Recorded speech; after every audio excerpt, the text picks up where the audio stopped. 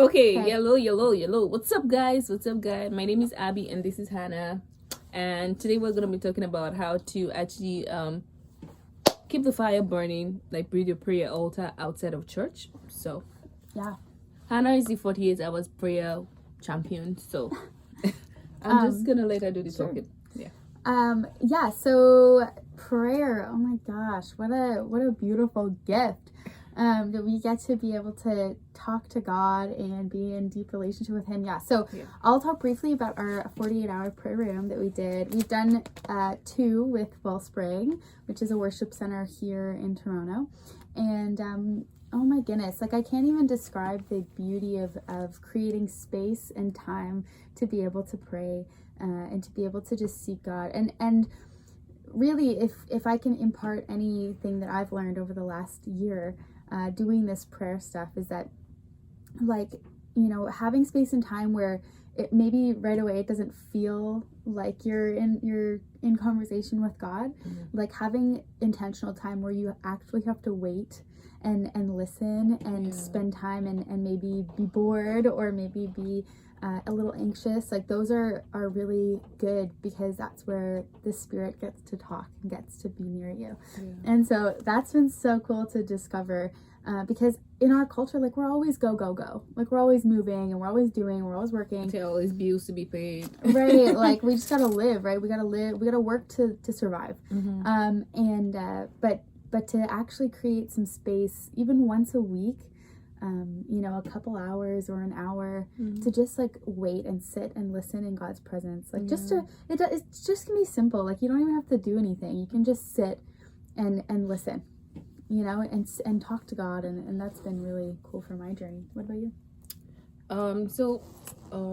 For me, I actually grew up like word, you know, pastor's kid, and then I went to a Christian university. So I mean, I've always been inside of that, all those walls. You always have a community of people that are praying and all of that. So stepping outside of that was really hard for me, because now there is no community. There's no set time that I have to pray like it used to be when I was in school or youth service.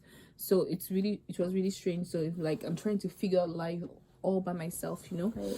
So outside of church walls, for me, prayer, like she said, prayer is a gift. And I feel like you get to communicate with the person that made the universe, like the person that made you, and he gets to actually respond to you in the place of prayer. It's really deep. It's like saying someone that has the ability to communicate with Iron Man or Superman, and then he responds to you. You feel like a princess. Like he has your time, he can respond to you, and you know that whenever you call him, he actually hears you. So that's really cute.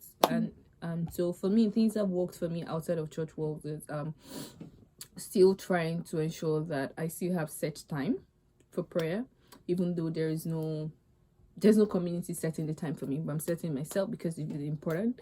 And then apart from that, is there are times where you might not even feel like praying, but it's good to actually have resources around you. So for example, I may just wake up, or I'm going to have my bath, and I'm listening to a worship song. So from listening to the song, I begin to like say words to God, and eventually maybe even blast into pray, really deep prayer time, you know, just from listening to a song. It has happened to me a lot of times just from one worship song. So you might see me, I'm here with you right now listening to a song, and the next minute I'm all gone, right? So I feel like also knowing the things that trigger you and using those things to your advantage is actually key. And I think that even if you're not in your community, still try to build another community. So for me, this is one of the people in my community here. So interacting with Hannah, knowing that she prays and she talks to God, would actually motivate me to also say, okay, so Hannah is organizing a 48 hours prayer. I'm going for the prayer. Maybe after the 48 hours prayer, the next week I'm praying every day. Why? Because of my community here has already sparked up something inside of me, right? So yeah. And I think like there's so many different kinds of prayer too, and we always limit ourselves, like, and I've learned this from you too in so many ways, because when we did our 48 hours of prayer, we had you know, lament prayer, and we had gratitude prayer, and even the different things that can happen within different stations. And like there's so much freedom. Like I remember Abby and her husband, as they were praying, they were singing praises while also just like praying deeply. And it was, oh my goodness, it was one of the most beautiful things for me to witness, because it was like, it was so cool, because I mean, there's been struggle, and there's been fear, and yet there's also been praise, and also lament, and fear and doubt, but also like all of those things can be brought to God, and that's the beauty of prayer. Yeah. And that's the beauty of our Father, because I don't know if you know the story of like this guy who needed to see the president of the United States, but he couldn't get to see the president, and he was sitting outside the White House, and he was just like devastated and sad. And then this little boy comes up to him, and he's like, "Hey, what's going on? How could, like, what's happened?" And he's like, "Well, you know, I need to see the president, but I can't get to him." And this little boy takes him by the hand and leads him into this back door of the White House and up the stairs to the Oval Office. Wow. And just walks right in. And the president is like, "Hey," and the little kid is like, "Hey, Dad, this is my friend. He needs to talk to you." Wow. And that's the kind of relationship we get to have with God, because Jesus reconciled us to him, right? So he's our Father, and we get to have a father-daughter relationship, which is so cool. Yeah. I love it.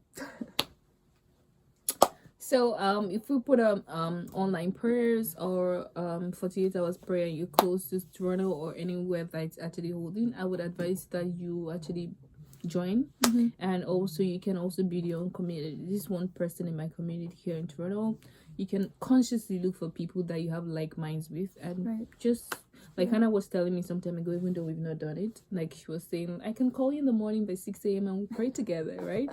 So people that will consciously actually keep you on your feet to do the right thing is important. That's actually such a cool thing to do, like something that I've discovered. So I am not a morning person at all. I hate getting up in the morning. Every time I wake up in the morning, I feel like death. I want to die. That's not an exaggeration. So I started doing this thing. Danielle suggested I do it. And basically, in the morning, I don't do it all the time, but I call some of my friends at like 7 or 8 or whatever time that we've decided on. And we call in the morning just quickly, and we pray for each other, and then we hang up. And it's a 5-minute conversation, but it's so good. Like it completely transforms my waking up, because I get to, 1, talk to someone I love, and 2, be prayed for and begin my day praying instead of on Instagram or something like that. And it's so awesome. And I mean, right now in our communities, like there's such a, like with Corona and all that stuff, it's we can't see each other very much. And I have the privilege of living with Abby currently. But it's challenging, but that is some way that you can connect and pray together. And it's just quick. It doesn't have to be awkward. It doesn't have to be weird. Well, sometimes it is awkward because you just woke up, but it's fun. It's good. So we hope these tips will actually help you with your prayer life, and we hope to hear testimonies from you as we're sharing our testimonies with you. So thank you so much for joining. Thank you so much for watching us. We love you. Once again, like Christ loves you. Have a great day. Bye.